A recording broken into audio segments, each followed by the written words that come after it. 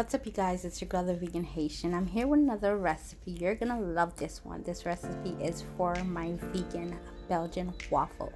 It is amazing. I promise you guys you're gonna love it. Here it is, plated with fresh berries, powdered sugar, and some syrup. This is how I do it for my boo. It is just so yummy and scrumptious. You're gonna love it. Here is the list of ingredients that you're gonna need. This makes about 4 waffles. Of course, you can double it if you need to. The second ingredient on the list is for diastatic malt powder. I highly recommend you get this ingredient, you guys. The vegan one, of course. You won't regret it. You really need it for the recipe. Now, here in a bowl, I have my dry ingredients. I have my flour, my malt powder, my active dry yeast, my sugar, my salt, my baking powder, and my baking soda, my filtered coconut oil, and a crushed banana. I know I said applesauce, but you can also use a crushed banana. Here is my plant-based milk. It is warm and ready to go. Again, you guys, get that diastatic malt powder. I strongly recommend it. Make sure your milk is warm, not too cold, not too hot, but warm. Now I'm just combining the ingredients, and now I am sifting them in a bowl. I highly recommend sifting your ingredients.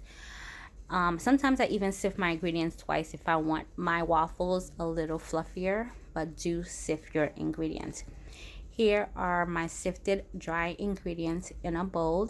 I'm gonna go ahead and make a well in the middle to add my liquid ingredient so everything can be well combined.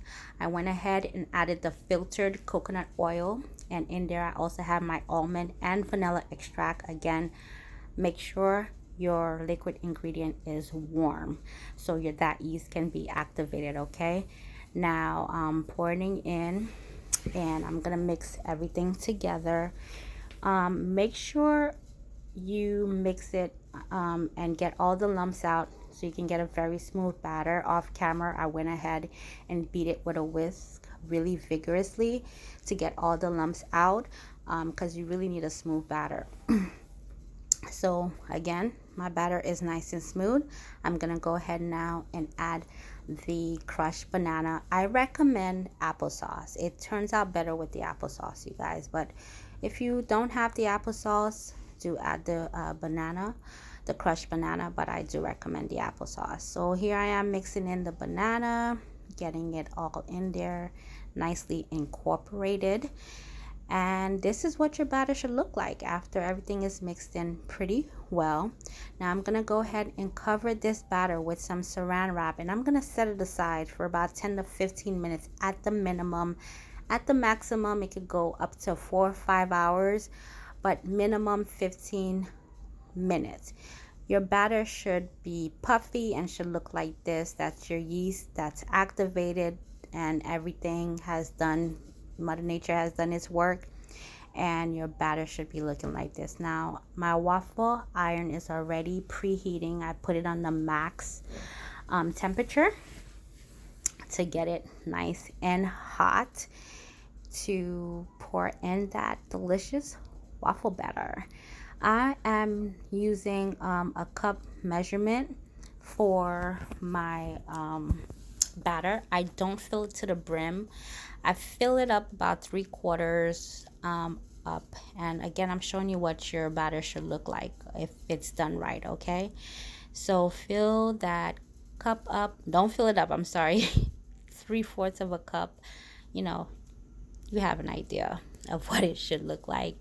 And I'm turning down to my desired temperature now, because I don't want my waffles to be a little dark. So I do that right before I put my batter in. So just put your batter in, spread that baby out a little bit, and close it and flip it and wait for it to bake. Now you guys, the magic time for me is 4.5 minutes. Even though your waffle iron says it's ready, it's not. Trust me. You got to get all that steam out. You know, it cannot be steaming. All right, so get it all out. 4.5 minutes is the magic number for me. Look how wonderful this waffle look. It is so plump and fluffy and delicious. It's gorgeous. Look at it. You can't tell it's vegan. It's so good. Look, I'm gonna cut it open, rip it open.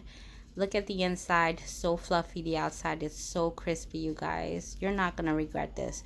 This is how I like to enjoy mine, with some cashew butter and some fresh strawberries. I love it like this. Taking a quick bite so you guys can see the inside. Look at it.